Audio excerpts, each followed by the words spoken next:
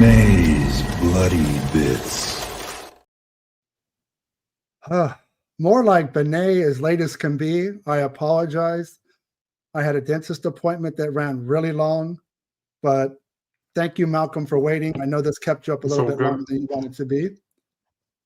It's all good. I knew as soon as I put the TV on, I knew you'd pop up on the screen because that's what always happens. That's the way it works. Yeah, so this video, I wanted to focus on a filmmaker that his name is Anthony Hickox. He passed away last year. His name might not, jump to mind when people think about, great horror filmmakers. They might think of the usual suspects of Wes Craven and John Carpenter and Dario and all that. But really, these guys, we need these guys, the smaller guys, as much as the bigger guys. Definitely. Especially in the 80s and 90s, when some of the stuff is direct to video, some of it's theatrical. But when we go back and look at this guy's films, his filmography, you'll realize how many favorites of yours that he directed. Yeah.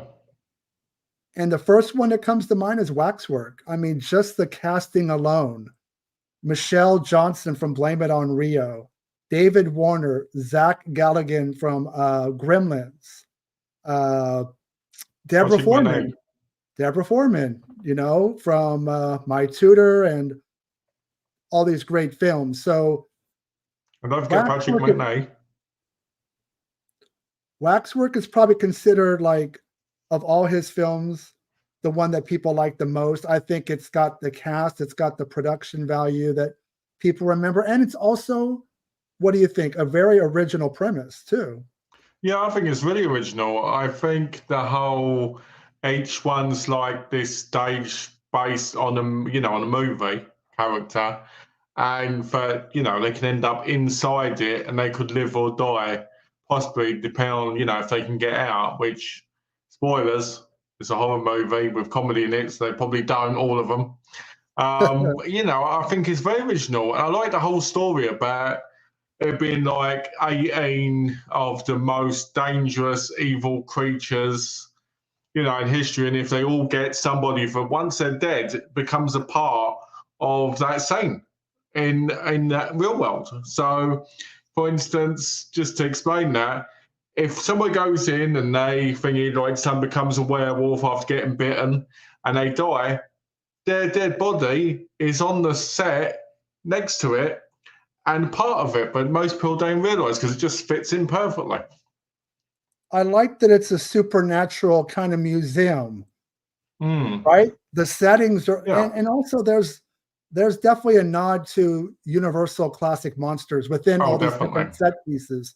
I think that's the director most likely grew up with these films. So you got the werewolf and you got these different scenarios that it's just fun. David Warner, being the curator of this place, and it's just like a maze. It's a fun maze of different horror, scenes. And I think in the late 80s, originality wasn't very good with a lot of the sequels and stuff. But then you got a movie like this that comes along that just works perfectly, really. Well, when I was watching it, I thought, this Dracula section looks a lot like the Flesh of Frankenstein set, the white room and everything. It looks a lot like that a little bit. And I'm trying to remember his name. The guy with the long hair was Tarzan the Ape Man. Milos O'Keefe, right? I believe so. Yeah, the prettiest guy in the film is from Tarzan the Ape Man. So really good casting. Yeah, just it's kind of like I don't even know if this film received a theatrical release. If it did, it was very small through Vestron. It could have been direct to video. Yeah, it could have been. I think the first one probably was limited showing, possibly. I do think the second one was straight to video, though. Now, when did you first see WAXWORK? I think about 10, 12 years ago on DVD. I recently picked up the Blu-ray a couple of years ago and watched it again then. And it does look so much clearer and so much better. So, yeah, I didn't see it on VHS as a kid. So Yeah, bad DVD. I think I picked it up in somewhere like CX or Cash Converters over here, which is like a pawn shop, you know? Well, that makes sense because you were born in '88 and this film came out the same year. Yeah, so, you know, I probably missed it. And I don't remember seeing it being around that much either. I mean, I spent a lot of times in video stores, and I think that's where I first saw it, was renting it on VHS for sure, but probably not even until the early '90s. A little bit late to the game. I think people in America were a lot luckier when it comes to their selections because, you know, I think there was a lot more availability. As over here, we had a lot of films that kind of were pushed away, you know, for a long period. Yeah, so Waxwork is definitely like a late '80s great film. I think when people speak of some of their favorite films from that decade, this one always tends to come up. Oh, and yeah. What's interesting, you know, I really wish Anthony is one person I really wish I would have got to interview. I know that his family was in the industry, and there was a lot of like, oh, well, he's just a Nepo baby, meaning nepotism is how he got into the industry. I don't care how someone got into the industry. If having family or friends that are filmmakers helps you get along and makes you better at your craft. M. Night Shyamalan's daughter just directed a film. I don't have a problem with that either, you know. And it wasn't a bad film either. I didn't get to see it. Was it The Watchers? Yeah, it's not bad for. It's not a brilliant film, but for a first time director, it's not bad. Yeah, so Waxwork is definitely a thumbs up. And then, you know, a few years later, you know, the film was so successful that we got Waxwork 2. And I actually, as much as I like the original, I prefer this because this one's more specific. When they jump to different points in time, we land in Alien, the movie. Yes. We land on Dawn of the Dead. We land on The Haunting. I really feel like this was like Waxwork was Anthony's kind of like films he grew up with. And then the sequel is more like the films that he watched as he was older, as an adult, but he had an affinity for. And even though Deborah Foreman does get recast in this film, long story short, Anthony Hickox and Deborah Foreman dated for a while there. But the time this movie came out, they had broken up. So that's why she was recast. Just a little FYI for people. But we still got Zach Galligan. We got the hand that survives at the end of Waxwork, making it into the second film. I give a slight edge to this film over the original. I really dig it. I really think it's a beautiful looking film in HD, especially the haunting section in the black and white looks amazing. It's just so beautiful, and you can tell from the way it's shot and the different areas and times, as well as, you know, the different films it's trying to make into like comedy horror as well at the same time. But there is a real love and there is a depth to the skill as a director, which I think is really nice, because the other films, they show that, but they don't show it as much as this film. You can really see the passion, the different style of like, oh, look, these are the costumes for these different areas, but it's the angles, it's the lighting. The haunting section's perfect. The Nosferatu section is really good, and there's Drew Barrymore in it, and the same. Yeah, folks, really quickly, and what Malcolm is referencing in the Nosferatu and the bed scene, there's kind of like an uncredited cameo by Drew Barrymore. And if you blink, you miss it. But she's definitely in it. And actually, the thumbnail for this video, I made a point to put it in there, but you probably can't really see it. But again, with the great casting, we got Bruce Campbell in a small role. And Zach Galligan's great. I mean, I've always enjoyed him in the two Gremlins films. I think he has a charm about him. I did interview him for Delirium, and he didn't go into details, but when we talked about Waxwork too, he kind of was going through a rough patch in his personal life, but he didn't go into details. I don't, you know, they don't say, I don't go ask, you know, details. But he just talked about how Anthony would like have a lot of zoom shots in his face, and it got, as an actor, it got a little bit tedious for him. But being a trooper, You would never tell when you watch the movie, as well as, you know, what's his name?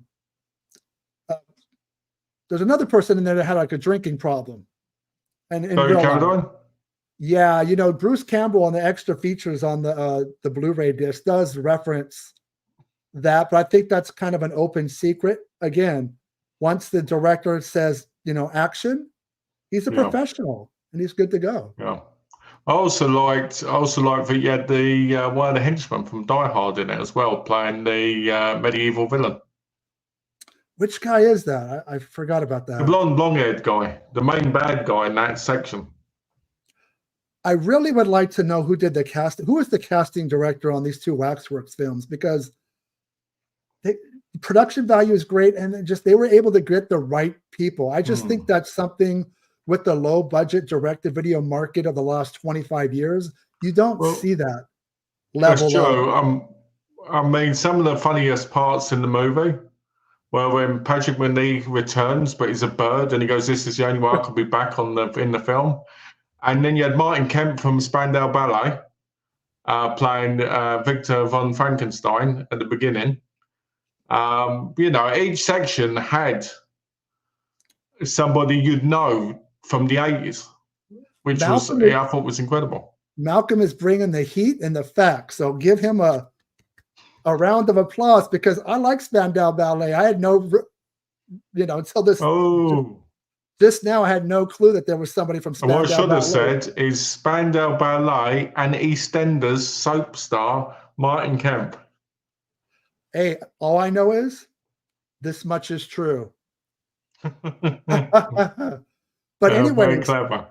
Just so you know, folks, you can buy on Blu-ray. It's still available. A Blu-ray double feature from Vestron's collection, Waxwork, Waxwork 2. The picture quality looks stunning, pretty much mints, and the price is really good. The Vestrons used to be quite expensive, but they have gone down over the last few years. So those are two bangers from Anthony Hickox. It did make me question one thing, though. What would happen if Jack the Ripper met Nosferatu? Well, speaking of Jack the Ripper, just David Warner was Jack the Ripper in a film called Time After Time with Malcolm McDowell and Mary Steenburgen, who were a couple at the time, 1979, kind of like a science fiction romance film, very recommended. So now we come upon Hellraiser 3, Hell on Earth. So first movie, Hellraiser, was directed by Clive Barker. Hellbound Part 2 was directed by Tony Randall. For a third film in a series, in the second sequel, this one just is crazy and wild and out there, and there's new Cenobites, and there's the lead girls are beautiful. And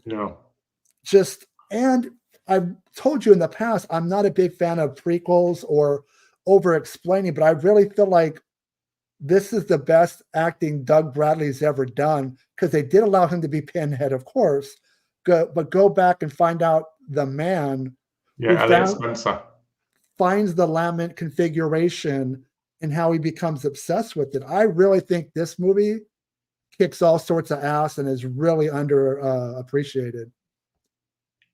What's her name? The girl in it. Well, I know the brunette's Paula Marshall, which she's also in Warlock, the Armageddon, which we'll talk about. This was Paula Marshall's first film ever. Stunning. I also saw her on an episode of Seinfeld. I really wish she did more films. She had a nice career there in the 90s, but you know, sometimes life takes over and you pick your priorities. But her, well, I think for her first film, she did really well. She just had that look, that very goth look, the dark hair, the dark eyes. Feel free to look up IMDb for the other lead. I want to say her name is Terry. Okay, I'll do that now. Yeah, I want to get her name right. I don't want to butcher it. Okay, the other lead is called Terry Farrell. That's what I thought. I just wanted to double check. But yeah, I really felt like they really let loose with this one. And this was from Dimension Films. Like the first time they got to be a part of the franchise. Well, they had to, what do you call it, didn't they? They had to restart because the company that originally had the rights to 1 and 2 went under.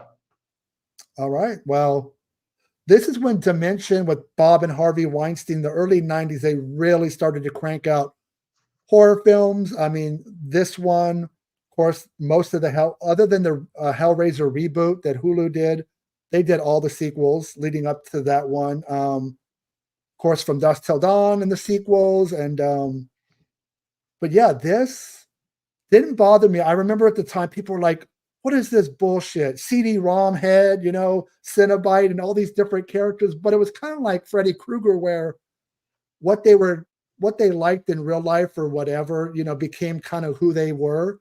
Yeah. One person's a heavy smoker, so they smoke from their little, tracheotomy looking thing on their, and the CD head. I dug it. And there's that scene in the nightclub.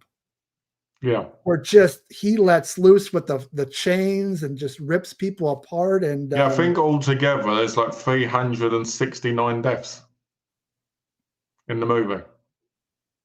What about just 69? Did you actually count every single death? Did you sit there frame by frame? No, I put the kill count on and skimmed all the way through to the end and went, okay, 369. Because obviously there's people dead on the battlefield as well. So, and there's people dead in the clubs and stuff. But I think officially, if you counted only the people that got killed by Pinhead, it's probably like 100. I just appreciate the duality of, not really making it a prequel, but kind of have, flashbacks to the sympathetic character, the guy he used to be, but it doesn't change the fact that once you see him as Pinhead, you still you still fear him, and there's that great scene toward the end where there's they kind of try to separate. Yeah. And Pinhead just is too strong. That evil has taken over the man he used to be, and a really great script. I really think this one, depending on what day you talk to me, I could say it's my favorite of the series, and tomorrow I could say it's 1, and next week Hellbound. I think the first 3, 4, Bloodline's a little bit weaker because the Weinsteins got way too involved. The original director was the makeup artist Kevin Yeager. He got fired, but I still like a lot of that film. But I think the first 3 films are absolutely solid. I think number 3 is great in ways, but I do think Pinhead is because I prefer the Pinhead of 1 and 2, more calm, more like I own this. As in this, it just feels very unstable and very crazy. Like someone shot him up with drugs or something before we started. Like, like putting nail pins over his head and doing that whole stigmata thing, knocking stuff off counters, Temper is going to kill him. Stuff like that. That seems very un-Pinhead, but it's still fun. It's still a fun ride, and there's still a lot of positives with it. But I don't know. I prefer the Pinhead of the first 2, but it's still fun. I still like it. Maybe in the first 2, he's a little bit darker, more gothic, more. Yeah, I think it's because he's more.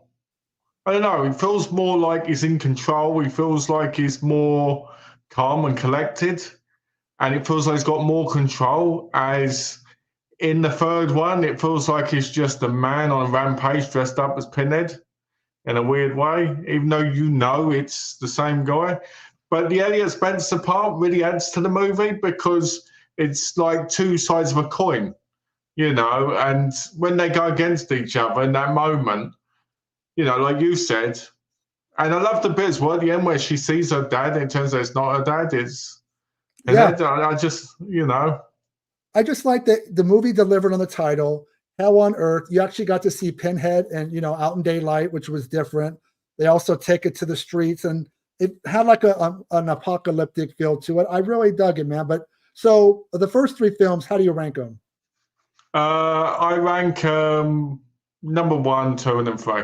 That's simple because I love Hellbound. I think Hellbound's great because the Cenobites kind of get killed off there by penis finger Chenard with the flower. I can't put that as number one, but number one to me is perfection in the whole dark horror gothic film. Number two, I think it's a great continuation. Number three, I think is third because I'm not as keen on the Cenobites. They just don't seem as. They just seem feel like cartoon characters for a part of a series thing. But then there are worse Cenobites later on in the series. So do you know what I mean? I do think I do like it. Don't get me wrong, but I just think it's a different feeling to the other two, which to me I think are like almost perfect horror. Yeah, you definitely have perspective on the first 3 or 4 films when you get to Inferno and Hellseeker and Hellworld, and it's just those become really muddled and not very good. So I even have a greater appreciation for Bloodline. I mean, he went to space, he did all these things, but it's not as good as the first 3. But at least they actually felt like Hellraiser movies. After that, they really weren't. They were like movies just made into Hellraiser movies to sell them. I enjoyed the original Warlock, directed by Steve Miner, who ironically, he directed a couple films we talked about last week, Friday the 13th, Part 2 and 3. But this was Anthony Hickox taking over, and I really, rest in peace to Julian Sands. Not only did we lose Anthony last year, we lost Julian Sands in the saddest way possible. Yeah, it was an accident out here in Southern California. Not to go into too much detail, but he was an avid mountain climber. Unfortunately, he went out by himself. For us, was a very cold and crazy winter. And he passed away on the mountain. They don't know if it was an avalanche and he got snowed in.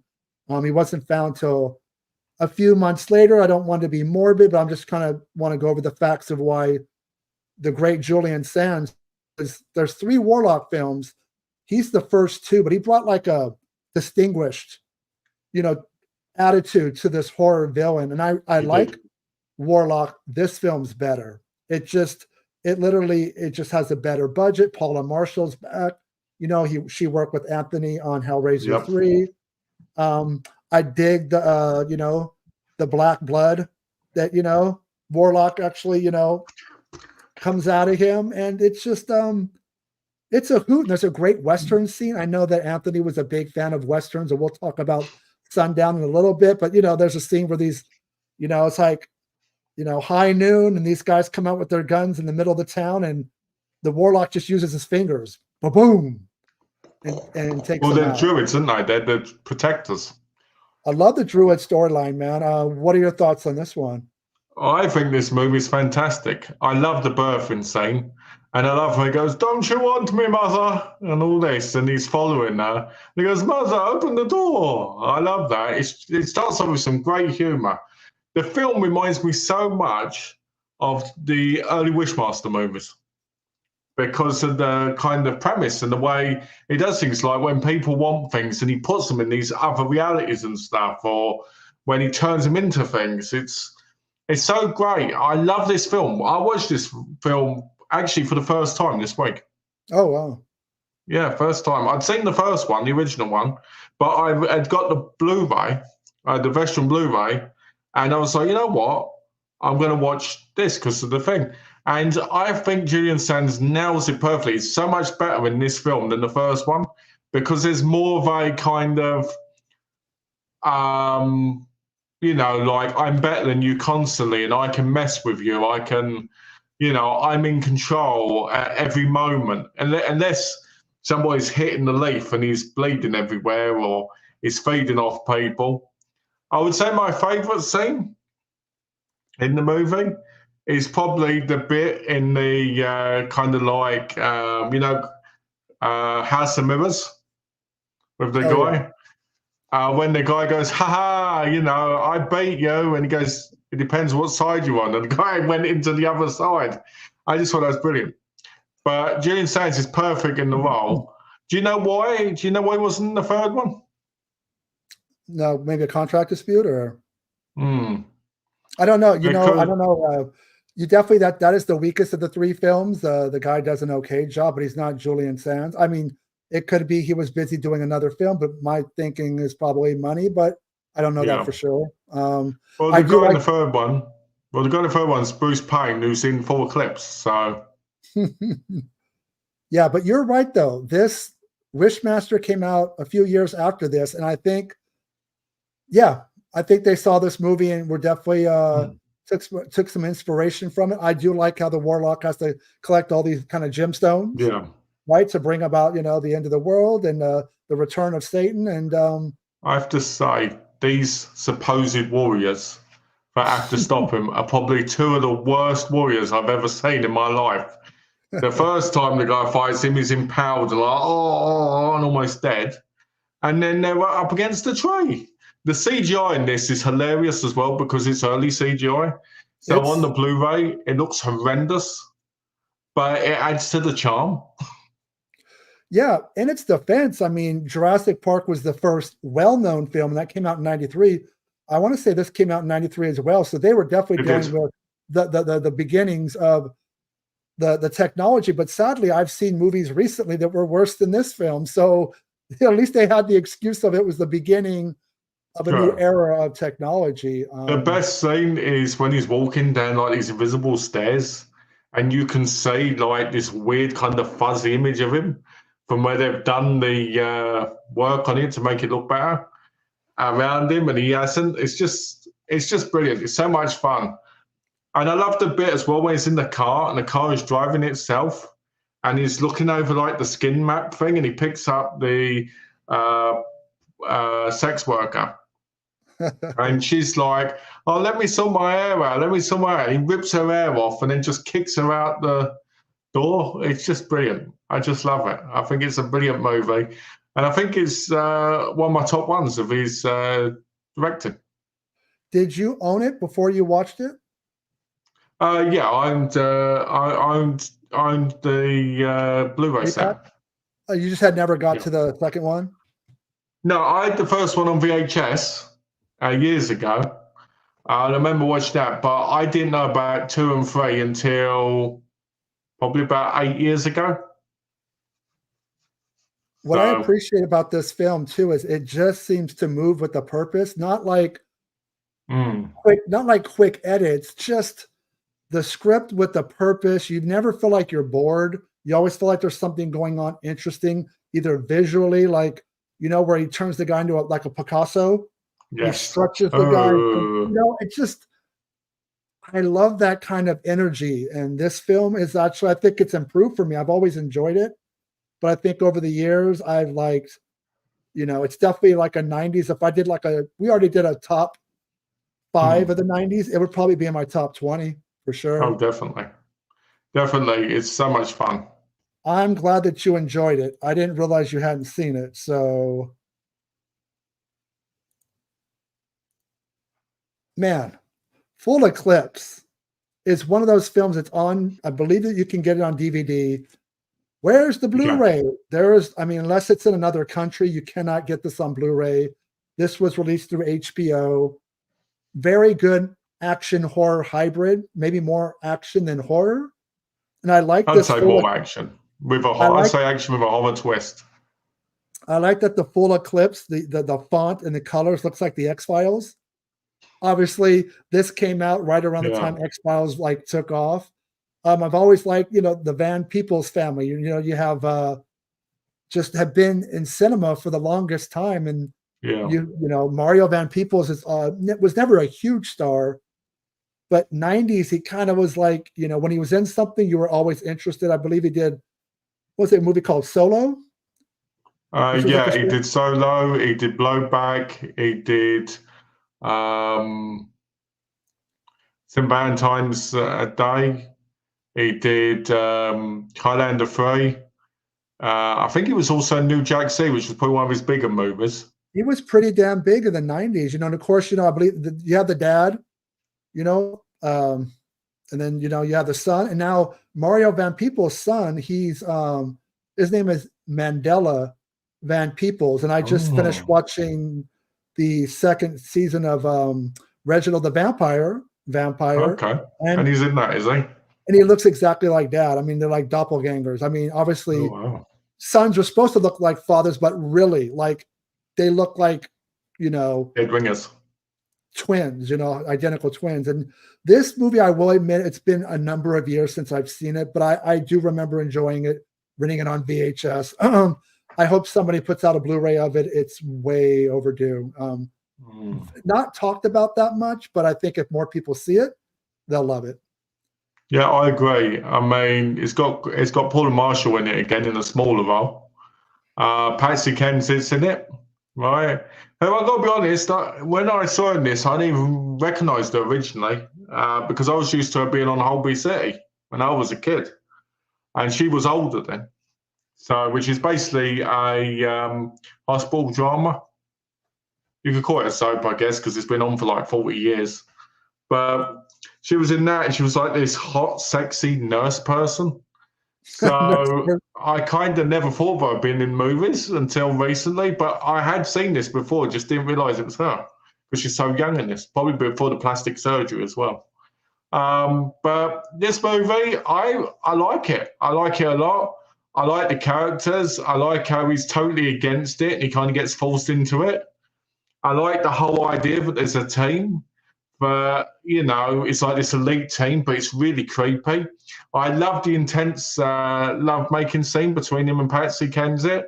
And I love Bruce Payne in this because there's some weird homoerotica going on with him when he's touching Pill going, oh, I can taste your sweat for your lying. And he's getting all excited and all like thinking it's really creepy. And then, you kind of look at these relationships that happen, but the rest of the team are kind of wasted because you don't really see much of them other than just being there.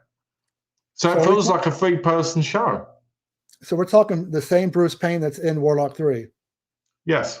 There's got to be a story. He must have been recommended for the role for Warlock 3 when Julian Sands couldn't do it. The fact he's in this Anthony Hickox film, there's got to be a connection. There's a story there. Unfortunately, we probably won't ever get the answer to that. But I can tell you the story. The story is this. When Julian Sands left for whatever reason, they went, oh, look at this, Full Eclipse, which came out 6 years before he was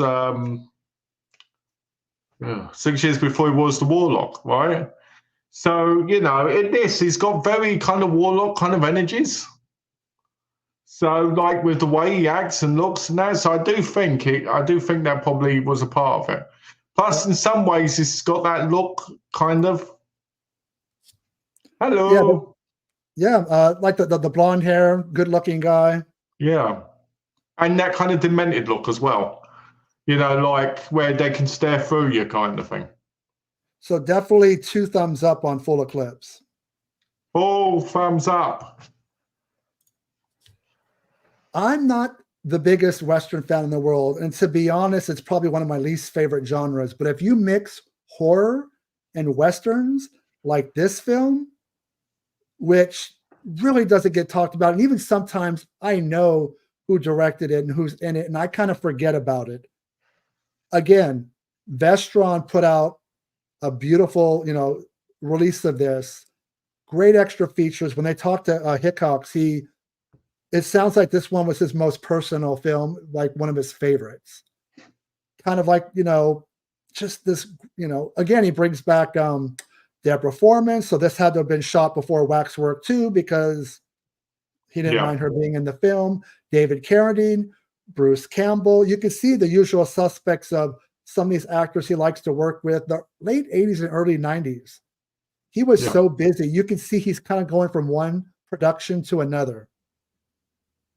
But I just like the premise of, you got the old school vampires who want to feed off humans, but you got, some people that want to leave that behind and want to be, more dignified and just kind of like live off this fake, blood. It's not the good thing. It doesn't taste as good. And there's that battle between the old generation, the new generation. With the spike bullets. Yeah, Maxwell Caulfield. I will bring him up because my wife loves Grease 2. She considers Grease 2 better than Grease. And so he is in this film as well. And just another bit of great casting. And Good effects. There's, you know, I think it's not overly gory, but it has its moments. It's so somebody who's not a big Western fan, for me to speak such highly of this film, it shows you how well it's done. I don't think it's as westerny as it could have been. I think the ending is probably the most Western part of the whole movie, because it goes from being like them going in the desert to them being a part of purgatory to then this big, massive Western like shoot off and everything at the end to this massive revelation from David Carradine's character. To be honest with you, you could probably tell from the get-go anyway. But I do like the characters. I love the character of Shane. I love the way he was obsessed with the woman and the daughter, because he was like, that's probably my daughter, right? And I loved in the end he got beaten by the human that he thought was worthless compared to him, and said it was always second to him. I liked the characters. I liked the character Malt, who just ripped someone's head off. You know, I loved Bruce Campbell as Van Helsing. I loved how goofy he was. Now he easily falls in love with a vampire woman. You know, and I loved the ending. The joke at the end, you know. Something about don't leave it in vain, and then he starts laughing because it's like, vain, get you're a vampire. But the most weirdest part of the whole movie for me is when they lift the cross up. Yeah, to kind of take them down. Yeah, which is a bit weird, because when he goes, oh, we've been forgiven, I'm like, but you've been biting people and turning humans into vampires. How does that make you forgiven? Because technically you've still, killed them, technically. The budget didn't allow for them to go on any further. They kind of had to, you know, this is what we can do in the time that we have. And yeah, I do remember the film maybe running about 15 minutes too long. It does feel a bit long. I feel like it should be 85, 90 minutes. I feel like it runs a little bit longer than that. It's not the end of the world. I do feel like it drags a little bit, and that's probably toward the end when it does do that. When it gets to the bit where they all pull up in the cars, you know, across that bridge bit, that's when it starts feeling like it's going on too long. Yeah, I do remember. I've watched it twice, probably in the last 3 or 4 years, and I do remember the most recent viewing. I was like, it's still great. But again, I want to recap that Sundown is on Blu-ray from Vestron. There is a Warlock trilogy, which has part 2 from Vestron, and of course, Waxwork 1 and 2. But these 6 films we just kind of went over, that's like his Sinister 6. These are like, to me, like the top level films that he did. Now, after these films, he kind of steered away from horror and went more into action, maybe even thriller. Not as successful, but there are some good ones in there. I do enjoy Jill Rips, which is also known as Jill the Ripper, which I don't know if it's still available. Scream Factory put it on Blu-ray, but a limited edition run directly through their website. I don't know if those are still available. I like Dolph Lundgren. I like Ivan Drago. This is, not as good as the other films we talked about, but I still enjoy this one. If he dies, he dies. It's an interesting film because basically he's a drunk ex-cop whose brother was killed, and he's investigating this whole BDSM culture where men are being killed by a woman in like red latex. All I'm going to say about is the twist, obvious from the get-go, right? It's one of those movies that you watch and you're like, okay, I'm going through the motions. It's obvious. It's lackluster, but it's fun. Don't expect anything from it other than like a TV movie kind of feel. The best part in it is probably when Dolph Lundgren was hanging upside down with his balls in this leather thing and getting hit with a candle. But it just doesn't, other than that, nothing much happens. You don't other than him appreciate walking his around. balls? You don't appreciate Oh, he had the I balls don't to do appreciate that his scene? balls. Hey, he had And the all I balls to do that scene with his balls. I mean, give the guy some. It was a ballsy move. Come on there. all I kept thinking was Grace Jones taught him for this movie. Oh yeah, they were a kinky couple. Just go Google They were some very images of kinky. those two together. They were very kinky, so that got him into this, I guess. But yeah, he has a couple of decent. I love how he goes from being almost killed to having like this sex scene with somebody, right? And then he gets tied up again. But yeah, it's okay. Well, you know, this was also in 1995. We got Seven, and that was very popular. A lot of serial killer thrillers came out in the wake of Seven. I don't know if anybody can reach those heights because that's a perfect film. But Resurrection was good. The one with Christopher Lambert, that was very Seven-ish, and that was all right. That's it. Yeah, Vinegar Syndrome put that out on Blu-ray, and it's Russell Mulcahy, who directed Highlander, directed this, and he kind of, in the interview with him, kind of downplayed the influence of Seven. It's like, dude, you fucking made Seven. You It's definitely Seven. remade it, but you had the more overt, you know, religious arc to it. But it's like, dude, it's not a bad thing. I like your film, but dude, the desaturated look of the film, it's totally Seven Part 2, you know? Yeah. Even the body part, technically, when, you know, there's all the bodies in the thing. You're like, okay, Yeah. you know what this is, you know, it's, I think when people do that, you just feel like going, come on, be honest with yourself. It's nothing wrong with being influenced by another film, but so we go from Jill Rips to some more Dolph Lundgren. Now, obviously, Anthony's getting into the, you know, the action, you know, part of things. At mid to late 90s, he's steering away from horror. You know, I couldn't even tell if this is on Blu-ray. It's probably not. This is the DVD. It's not. It's only on DVD. Yeah, if any of these films are with Artisan, that means they're underneath the Lionsgate umbrella. If they weren't very popular when they were released, and this one wasn't, your Blu-ray is probably, you know, hold on to your VHS or DVD or whatever you have of it, or watch it on YouTube if somebody's uploaded it. I mean, so the funny thing about this movie was it's made in 1999, right? And during that period, hey GB, during that period, everybody wanted buddy things because they'd seen things like, you know, I'm guessing stuff like Rush Hour, stuff like, you know, that. And he's got Sparks, probably one of the most annoying people in the world. Because whenever he says something, he's like, what? Oh, no. Oh, oh. And then you've got Agent Locke and Agent Load, one of them played by Hickox himself, who gets killed almost instantly. He says, calm down, don't talk, and then gets shot in the chest.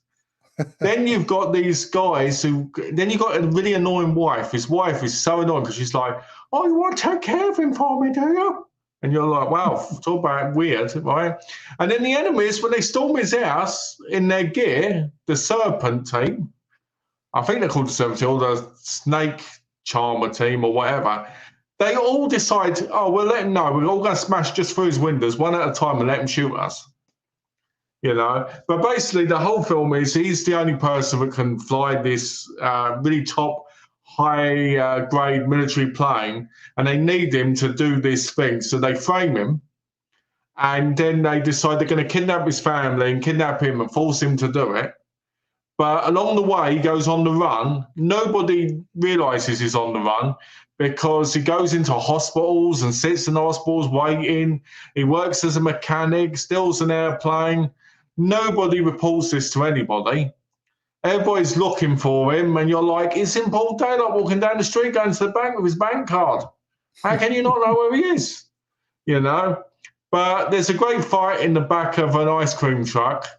And there's this great moment after he sees his wife injured, he just gets up and starts going bang, bang, bang, bang in slow motion, and everybody dies. And you're like, wow. I'm glad that you brought that Anthony Hickox. He actually did quite a bit of acting. If you he's also in Return of the Living Dead 3, Part 3. And he's also in The Granny too. Oh, I love that film. It's not on Blu-ray. That will be on an upcoming. Where's the Blu-ray? But anyways, Anthony is in Return of the Living Dead Part 3, it's also directed by somebody you are very familiar with, Brian Usna. Remember him, the guy that directed The Dentist and The Dentist too? Oh, well, yeah, you know. Okay, well, you know what? I'm not even going to say what I normally say. Go, Mark Ruffalo's in there too. Yeah, he's in there too. You didn't know that? I love Waxwork 1 and 2. We do too, man. Those are just fun. We do. Was that Mad George on effects on which one? I know. You know what? I don't know if Screaming Mad George did anything with Anthony Hickox. He did a ton of work with Brian Usna. I mean, you go down the line, Society, you know, Faust, Love of the Damned. I mean, those guys were, you know, working together hand in hand. But okay, so this is an interesting. I like your take on this film. Because you railed on it so much, it makes me actually want to watch it more. Oh, okay. Submerged with Steven Seagal, back when he didn't look like he ate Steven Seagal. I like he was getting there. He's kind of going through the, you know, the action, direct-to-video action stars of the day. I don't think he worked with Jean-Claude Van Damme, but, you know, we got some of these other guys. And that's because he hated him. They hated each other. Well, I know Van Damme and Seagal, there's epic, classic stories how they in real life were like at a party together. And this is depending on who you spoke to, but Van Damme basically said, okay, enough with this drama between us. Let's throw down right now and settle this shit. And supposedly Seagal backed down. And a lot of people have said it. It's not on video. We weren't there. But it's very possible that, you know, he pussied out on that one. Well, the reason for that was because he was a man of honor and respect, you know, and the way he learned was no fight, because it's always defense, apparently. Yeah, what is that called? The defensive martial art, isn't it? Yeah. In his movies, he was always like breaking people's fingers, and if you attacked him, he kind of pushed you to the side, and then, you know, Van Damme had to do his splits. You know, he had to do his splits, you know. My mum used to love looking at his butt when he did that. Did he ever show it? I know Time Cop, he was like in some shorts, but I don't know if he ever did it in the nude. Yeah, I think there's a scene, I think it's in, I could be wrong, but I think it's in like Bloodsport, where he's like spread outside, and that bum, he's got an incredible bum. Well, he did. I doubt it's incredible now, with him being like 60 odd. You mean he was muscular dude back then. So Submerged.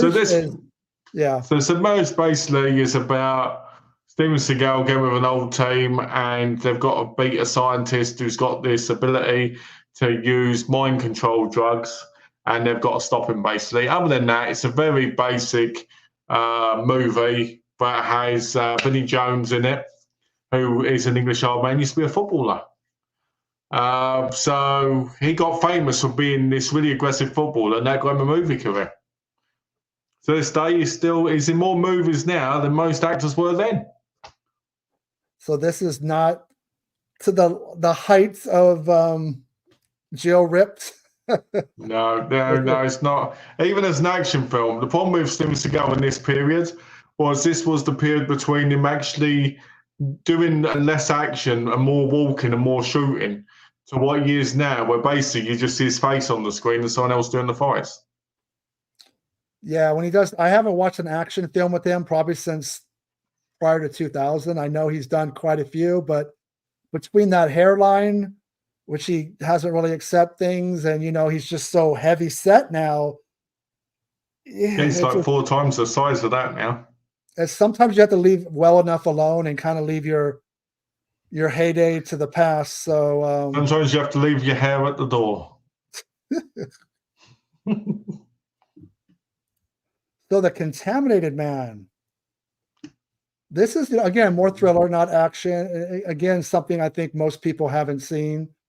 I think this was a direct-to-TV movie, and it starred William Hurt, Peter Weller, and Natasha McElhone. Is that right? I know, man. You say it. Maggie Hall. Either way, she's got really beautiful eyes. This is an interesting film because basically at the beginning, William Hurt's character, by the way, should have been a twin in a movie with Jeff Daniels, with the way he looks in this movie, with his hair and everything. I was get like, bloody that from hell. the artwork very much, or Jeff Bridges a Yeah. little bit. Yeah. Yeah, exactly. A mixture of both of them, yeah. And he goes home, and his wife is talking dirty to him on the phone, and he finds out she's not doing it, and he grabs hold of her, right? And you're like, oh. He goes to say goodnight to his kid, and she collapses on the floor, foaming at the mouth, dead. And then his daughter dies, and you're like, 3 years later. And Peter Weller's character has moved from Germany to Budapest to be doing this science stuff at this top secure facility, and they go, "You're fired. We don't need you." And he's going, "Well, I give my heart to this job," with a decent German accent, all right. And from my knowledge, anyway, I mean, it's only from Germany. Might go, "Oh, it's awful." So he rushes in, knocks it all over, and he gets infected while everybody else dies there. Thus, the contaminated man.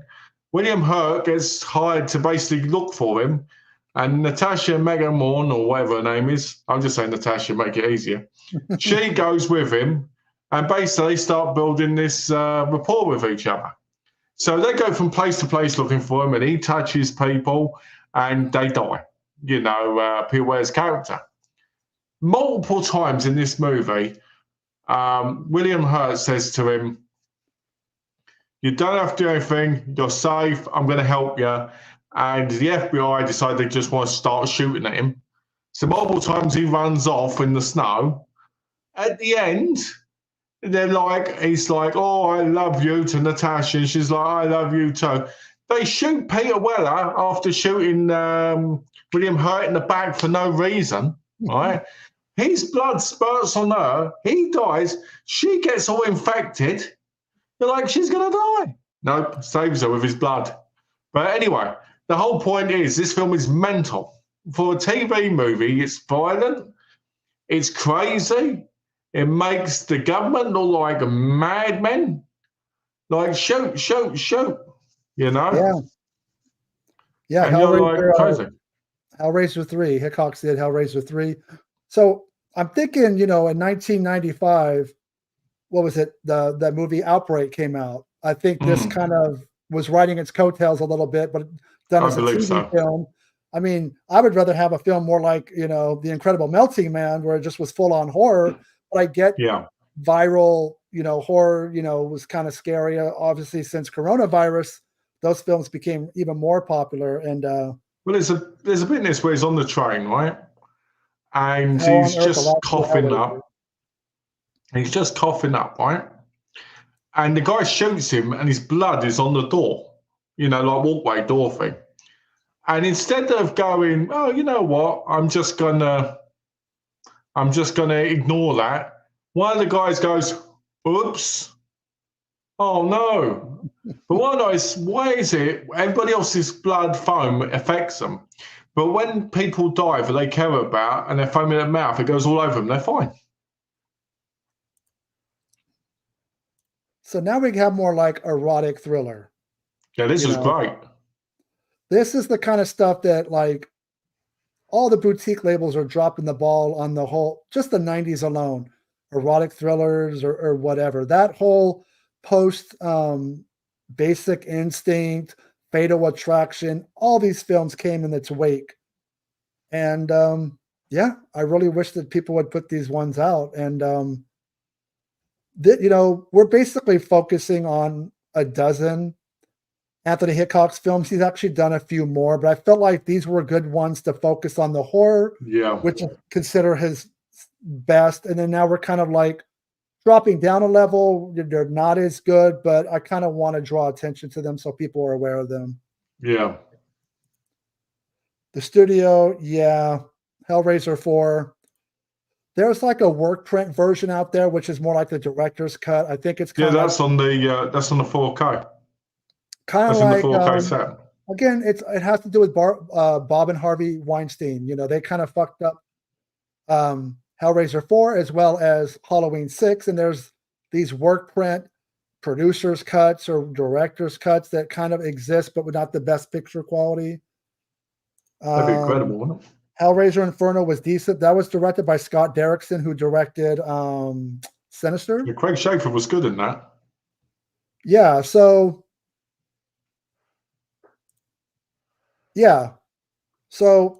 I kind of want to circle back to where we began, you know, Waxwork, Waxwork 2, Hellraiser 3, Warlock 2, the Armageddon, Full Eclipse, Sundown. This is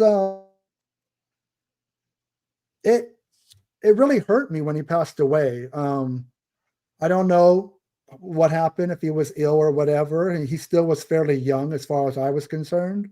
I don't know if there was really good coverage of his passing. I felt like it was just a footnote. You know, if a horror website covered it, it kind of wasn't like a big deal. It kind of was like, oh, okay, yeah, he directed these few films. He passed away, and I get it. He's not David Cronenberg level. But, you know, when he did die, I didn't have a YouTube channel, and I felt like this is something I've wanted to do for a while. Kind of put the spotlight on him.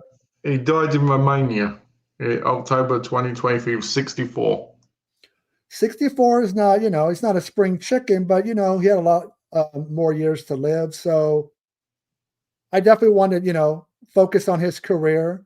I want to do this again with other filmmakers, regardless of, you know, whether they passed away or not. You know, you and I were going to do Jeff Burr, who did kind of a similar career. You know, direct-to-video sequels or whatever. He was best known for probably Stepfather 2, Leatherface, Texas Chainsaw Massacre 3, Puppet Master 4 and 5, but his original films were the best, which was Night of the Scarecrow, and From a Whisper to a Scream, which is a superb horror anthology with the late Vincent Price. But Anthony Hickox, a really solid director. Great director. I think that when people go back and look at their collections, or people that were checking out video stores in the 80s and 90s, you realized how many of his videos you picked up off the shelf and you enjoyed. Yeah. It is incredible, to be fair. I mean, I think the video store days were probably the best days when it comes to, you know, find random movies from the same director. Because I don't remember really, when I used to go to the video store, which was the late, I would say mid-90s, because I'd go with my mum, you'd just go by the artwork. And nowadays, now I've grown up, it's like Sakura Killers. This is a kind of ninja movie, martial arts movie. I didn't even know who Chuck Connors was until years later. You know, he was a decent star and everything in other films. Well, for me, I was always a director-driven fan, so I always paid attention to the credits and the box art, and that's kind of I've always, even to this day, I'm that way. Anthony Hickox, wherever you are, your fans love you. We appreciate your work. Thank you for all that you've done. Yeah, man, I don't want to get too misty-eyed, but at the same time, I want to pay respect to somebody who I thought was very underappreciated when he was around. You know, definitely. You know, just because. So it's like, I mean, he had a new film coming out, didn't he? When he passed, he kept working. I mean, he you know, maybe not within horror like we would have preferred, but he was prolific and he kept busy. And Malcolm and I will be back on Thursday, August 1st for the Vinegar Syndrome drop. They got some new releases. We already know a couple of the titles. If you go to my YouTube channel and you can see the thumbnail, one of those has already been guaranteed. And based off the clues, the other one, we pretty sure we nailed it. But we'll be back. I think we did. We'll be back. I'm looking forward to find out what the third one is. I have no clue. And I know there's some partner labels. There's some VSAs. They just teased the banner today. Two Hong Kong ones.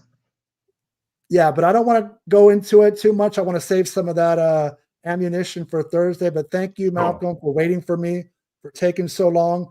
I come in here looking like Kramer after he went to the dentist, talking like this and shit. So my mouth is still a little bit numb. So, but you know what? No excuses. I still wanted to show up and do this. And thank you for everybody, all the people who commented. That was very awesome of you guys. All those kind of things help the channel.